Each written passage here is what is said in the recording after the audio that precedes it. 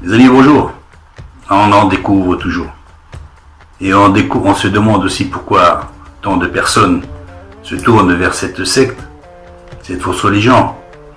Je pense parce que, comme nous dit les Écritures, ils ont la démangeaison d'entendre d'autres choses que les choses qu'on a entendues auparavant. Et les choses qu'on a entendues auparavant sont devenues plates et insipides et on a fait le contraire. Donc elles ont perdu leur valeur. Mais en fait, l'Écriture est bien la seule vérité que Dieu nous a laissée avec son Saint-Esprit. Voici quelques erreurs des témoins de Jéhovah pour vous éclairer, pour faire vous-même votre choix par rapport à leur affirmation.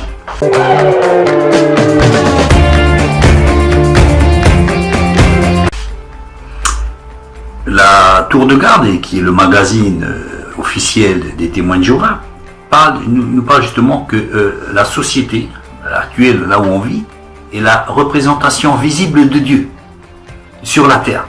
Et on doit lui obéir comme étant la voix de Dieu.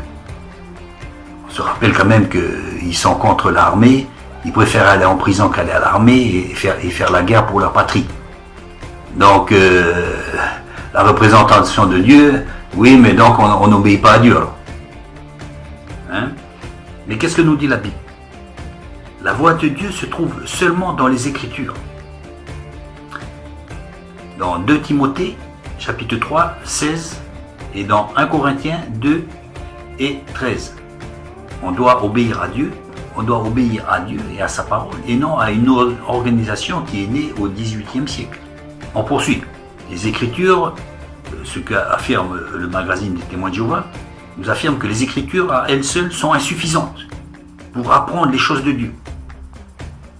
Mais les Écritures sont tout à fait suffisantes pour donner la connaissance qui conduit au salut par la foi en Christ. Toute Écriture est pleinement suffisante. On continue. Ils affirment que sans leur magazine, la Tour de Garde et sa vaste littérature, les gens sont incapables de vérifier la véritable signification des Écritures. Rendez-vous compte, quelle prétention. Alors que la vérité, c'est que chaque personne a la capacité de comprendre les Écritures. Nous pouvons le lire dans Jacques, chapitre 1, verset 21. Le Saint-Esprit, justement, est là pour aider les croyants à comprendre et mettre en pratique la parole de Dieu.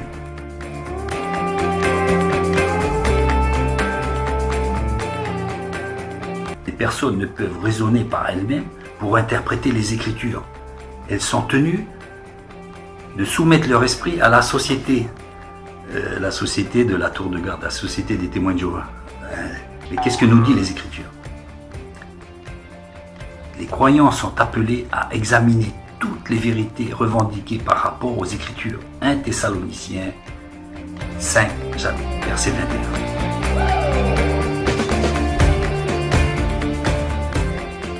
Comme les chrétiens de Bérée le faisaient dans Actes 17 et 11, ils vérifiaient par rapport à les Écritures. Donc les Écritures sont la base de vérification. Vous pouvez vérifier toute religion, pourquoi? Par les Écritures. Qui? Vous-même. Vous avez qu'à lire, vous n'avez pas besoin de faire des études. Jésus, par exemple, nous a indiqué comment utiliser les Écritures comme le recours définitif. Dans Matthieu, chapitre 4, verset 4. Le Saint-Esprit confirmera justement dans la vie de tous les jours les Écritures.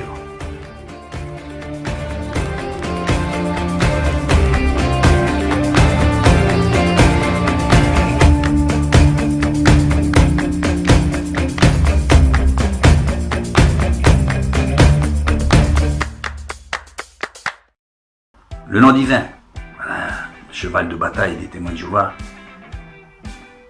Jéhovah est le seul nom par lequel Dieu doit être désigné. Qu'est-ce que nous disent les Écritures? Les Écritures font référence à Dieu, y compris le Dieu d'Abraham, d'Isaac et de Jacob, dans Exode 3, verset 15.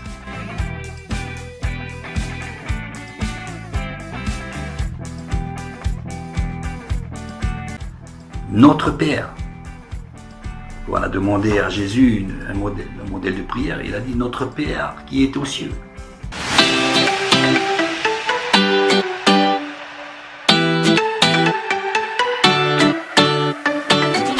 là, mais voilà, on se demande comment certaines personnes persistent encore dans cette voie.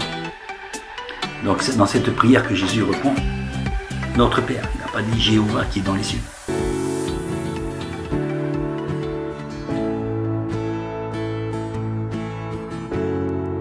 Dans Matthieu 6, 18, et Abba, qui signifie approximativement papa, dans Romains 8, 15.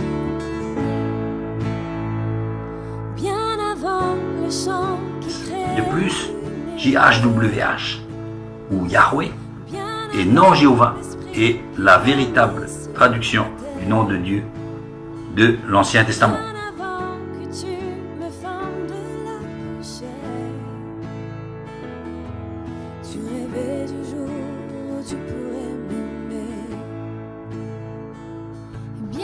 Certains juifs ont voulu appeler cela Jéhovah parce que c'est une traduction justement juive pour éviter de prononcer le nom de Yahweh. Dans la religion juive, il est interdit de prononcer le vrai nom de Dieu.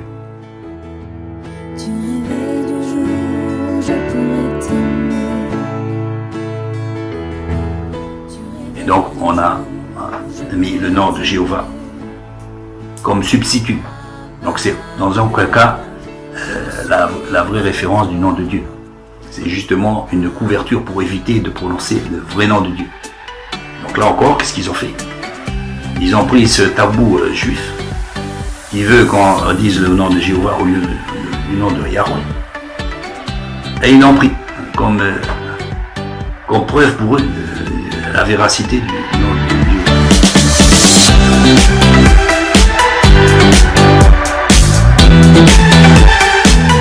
L'utilisation correcte du nom de Jéhovah est essentielle au salut.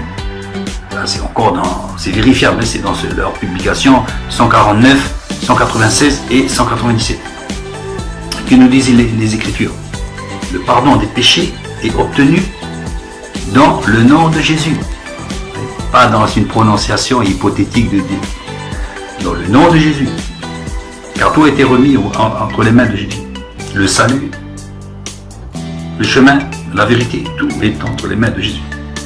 On va lire dans Jean chapitre 1 verset 2 et 3 verset 16, dans les Actes chapitre 10 verset 43 et dans 1 Jean 3 verset 23 à 24. Jésus est le seul chemin qui conduit au salut.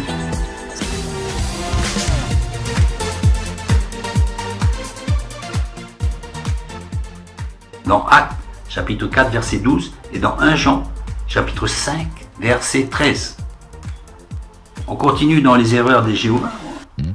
On devrait faire une référence au Père dans le Nouveau Testament comme Jéhovah. Vous voyez? On devrait faire. Il n'y a pas on le sait, il n'y a pas de Jéhovah dans le Nouveau Testament. Le Nouveau Testament, dans les manuscrits grecs, utilise toujours le mot Seigneur, jamais Jéhovah. Même dans les citations de l'Ancien Testament. Vous voyez, parce que le Nouveau Testament est la continuité de l'Ancien Testament. Et malgré cette continuité, il ne répercute pas le nom, pas de Jéhovah, mais de Yahweh, dans cette traduction du Nouveau Testament grec, original.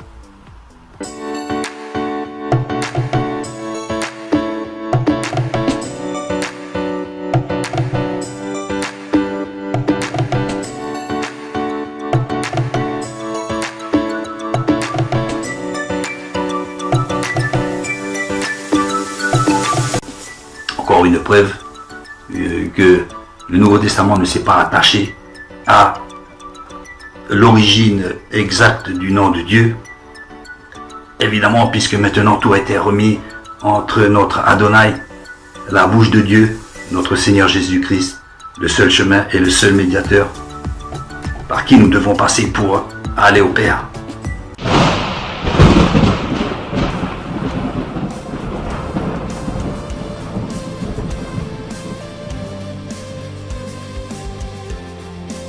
Dans la publication 199 et 208 de la Tour de Garde, les Jéhovah enseignent que les croyants sont appelés à être les témoins de Jéhovah. Ah, il n'y en a rien plus que ça. Que nous disent les Écritures? Les croyants sont appelés à être des témoins de Jésus-Christ. Dans Actes chapitre 1, verset 6 et 2, verset 32, chapitre 3, verset 15, chapitre 4, verset 33, chapitre 13, verset 30 et 31. Ils ne sont pas appelés à être les témoins de Jéhovah, mais à être les témoins de Yeshua.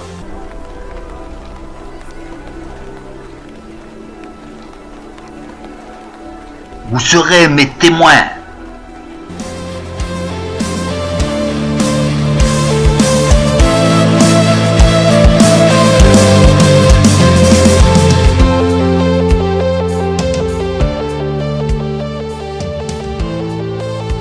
Jésus l'a bien dit, vous serez mes témoins à Jérusalem et au-delà du monde, jusqu'aux extrémités de la terre.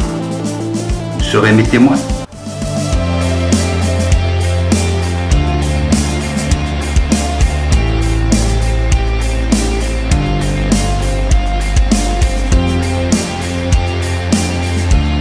Dans la tour de garde aussi, il nous est enseigné que Jésus n'est pas Jéhovah comme le Père l'est.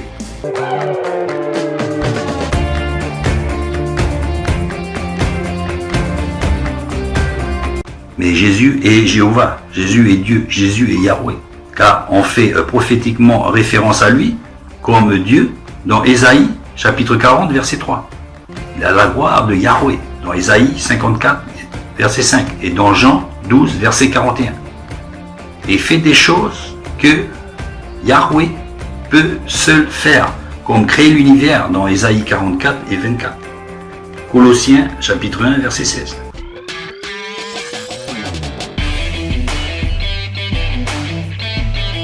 Jésus, rien n'a été fait sans lui.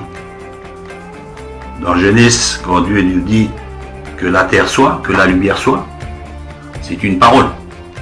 Il dit une parole et ça se réalise.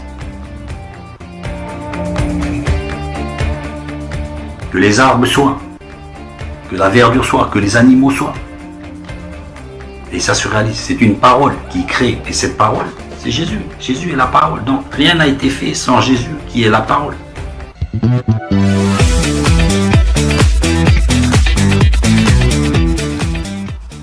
Qui est Jésus?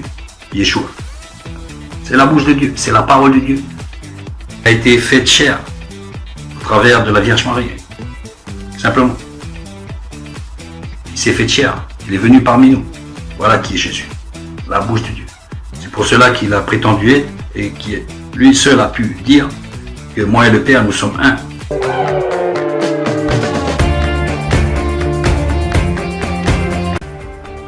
Et qui dit à ses disciples, tu n'as pas vu le Père alors que je suis avec vous tous les jours. Qui a vu Jésus a vu le Père.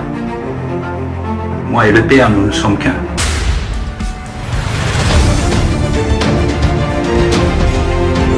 Ne pas s'attacher à la vérité qui est mentionnée dans la Bible peut vous entraîner dans toutes sortes de déviances.